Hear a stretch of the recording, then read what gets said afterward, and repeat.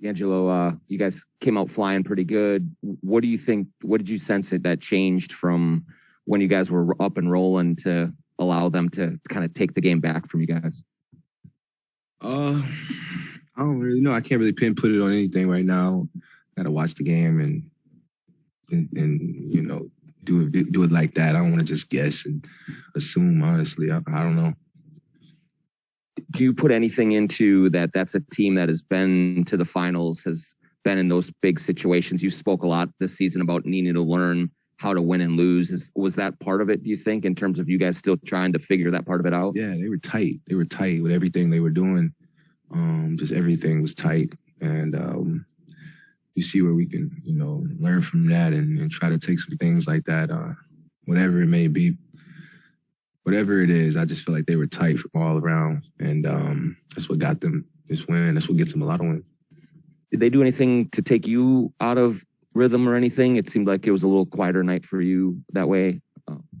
No, I mean, I try to play the game. I try to play, take what the game gives me tonight. I guess I just didn't make shots, but, Cat was rolling and got hot throughout that third quarter. And it was just like trying to be in place to make it easier for them tonight, be a little sacrificial for those guys that are, getting it going. And I can be that any day. So tonight I feel like it was one of those games. I wasn't making shots or whatever. And I still try to set screens and get guys the ball where they need them and things like that. Been a lot of talk about expanding the defensive schemes, having multiple looks to go to and pick and roll coverages. Obviously, the high wall has been so good for you guys all year.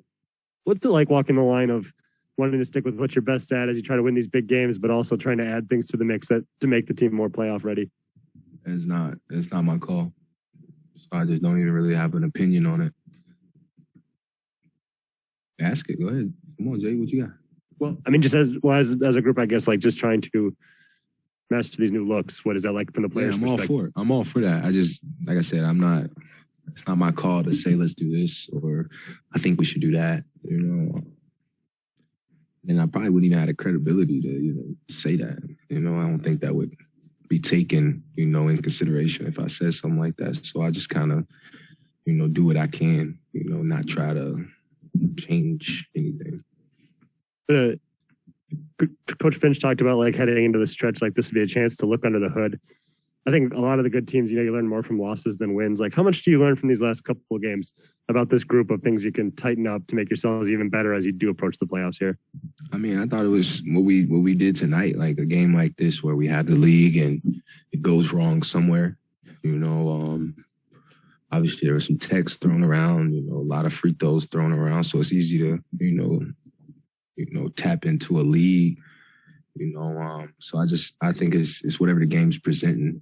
And like I said, they were tight everywhere. Their bench was tight. They came in and had a punch that they were supposed to have. Their starting group was solid throughout the night. And we were just kind of, I don't feel like we were as tight as them, so got some work to do and try.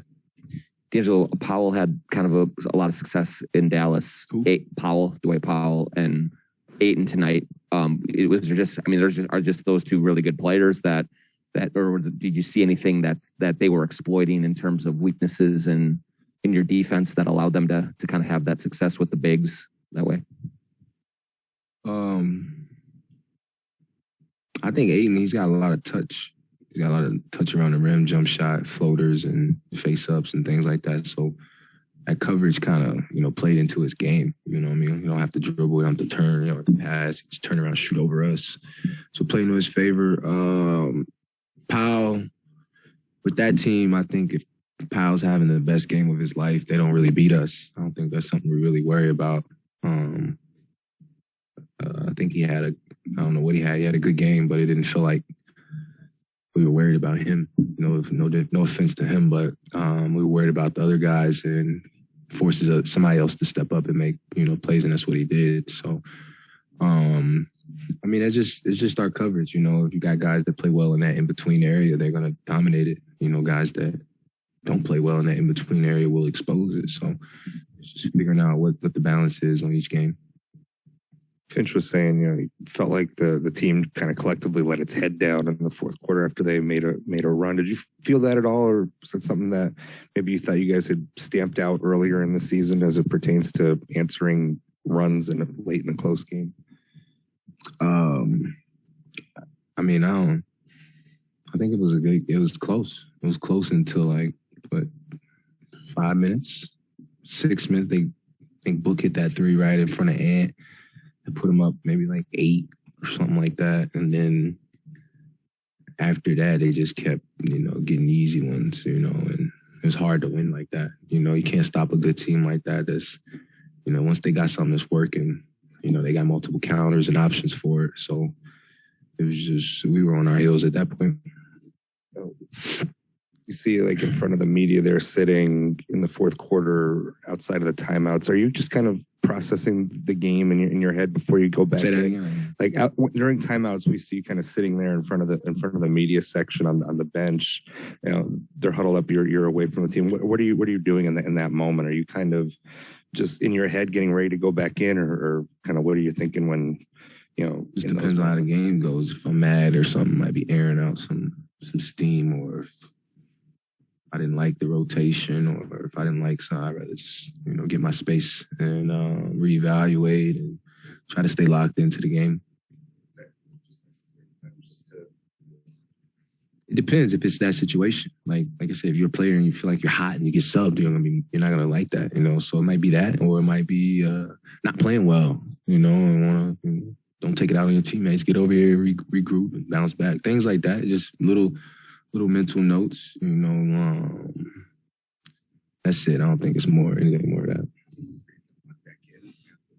Yeah, because once you come out the game, you're not in the game, so you get to watch it from a position of not being in the game, and you get to see things, see how they guard, and see what they're trying to do when you're not in the game. It's almost like not starting, as a 6-man or a guy coming off the rotation. You're watching how they play, how they guard, pick and roll, so then when you step in, you know how to attack it. So it's more or less like things like that. What plays can I run?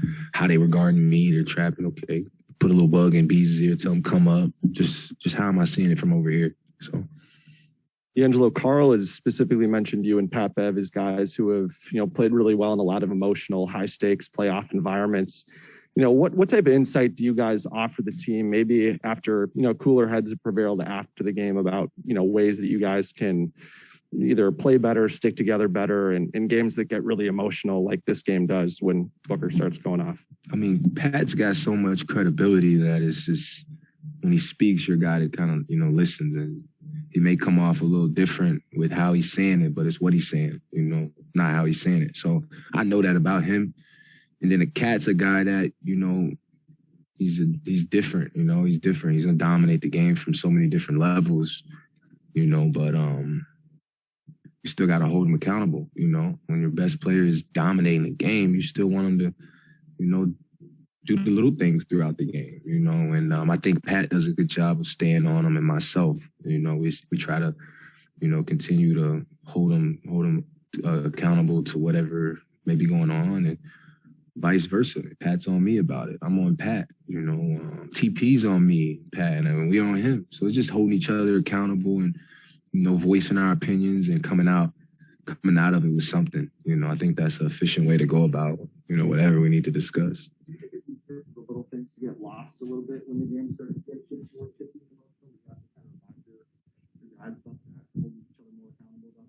it's something we've been dealing with all year. Seen some of the, some crazy games. We let the refs, kind of get into to controlling the adversity. We kind of fall into it earlier in the season. I would say more than anything. Now we're kind of just playing hard and scrappy and trying to, deliver the first blow. And, the quick whistles is stopping us from being like that. So we got to have a balance. And I think we just need a little more work to do. I think we're close. I think we got a lot of good pieces, falling into our way, offensively, defensively, schemes. We're becoming comfortable with that. So that's all falling in our favor. And that's what I meant by Phoenix being tight. Their schemes, everything they do is like a purpose to it. And you can see it.